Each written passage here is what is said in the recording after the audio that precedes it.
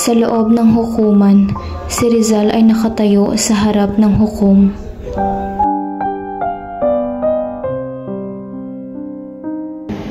Jose Rizal, ikaw ay inaakusahan ng paghihimagsik, sedisyon at pagsasabuatan laban sa mga pamamalahang Espanya. Ano ang iyong sagot? Ako ay walang kasalanan, kagalang-galang. Palagi akong nagtataguyod ng mapayapang reforma at mga karapatan ng mga Pilipino na nakabatay sa mga prinsipyo ng katarungan at pagkakapantay-pantay.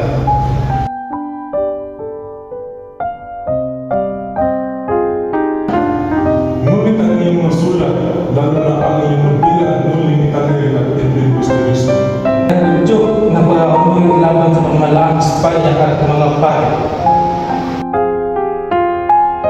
Ang aking mga sulat ay nilayo upang ilantad ang mga kawalang katarungan at mga pang-aabuso ng rehimen ng Espanya na nagdulot ng pagdudurusa at paghihirap sa mga Pilipino.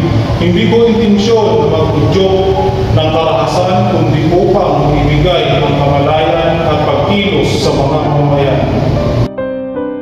ngunit ang ebidensya ay nagpapakita na ang iyong mga sulat ay nagbigay inspirasyon sa maraming Pilipino na mag-alsa laban sa pamalaang Espanya na naging sanhi ng pagkakagulo at kaguluhan sa lipunan. Hindi po kagalagan, sapagkat ang ebidensya ay hindi sapat upang patunayan na si Rizal ay naglalayang magandong ng karahasan. Ang mga sulat ni Rizal ay sa kanyo ng pagpapahayag ng mga opinyon na protektado ng karapatan sa malayang pagpapahayag. Ang hukuman ay magpapasya. Ang hukuman ay nakahanap ng kasalanan sa iyo. Ikaw ay nakatulan ng kamatayan sa pamamagitan ng firing squad. Sa loob ng selda, si Rizal ay sumusulat ng isang liham.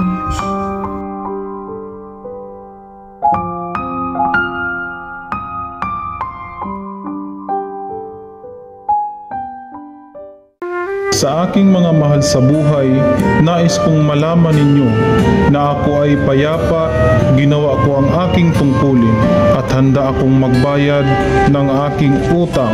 Ang aking mga pangarap at mga adhikain ay hindi natapos sa aking kamatayan, kundi magpapatuloy sa mga susunod na henerasyon. Si Rizal ay tumayo sa pagdating ng isang pari.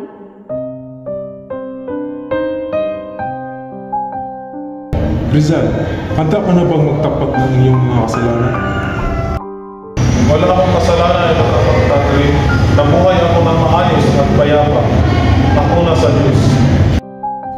Biglang may mga sundalong pumasok sa selda. May armas sa kanilang mga kamay.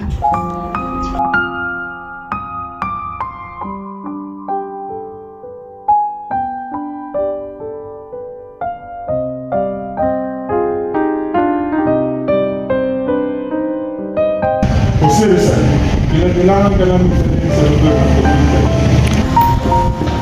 Handa na ako. Kinakailangan ka namin kapusin para sa iyong kaligtasan. Hindi na kailangan mga Ginoo. Handa akong magmarsa sa aking kamatayan.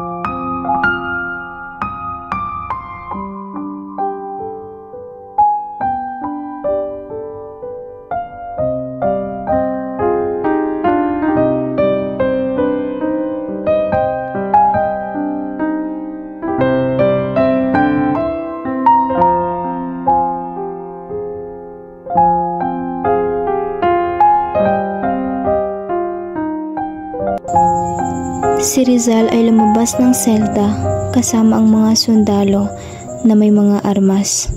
Araw ng pagkitay, December 30, 1896.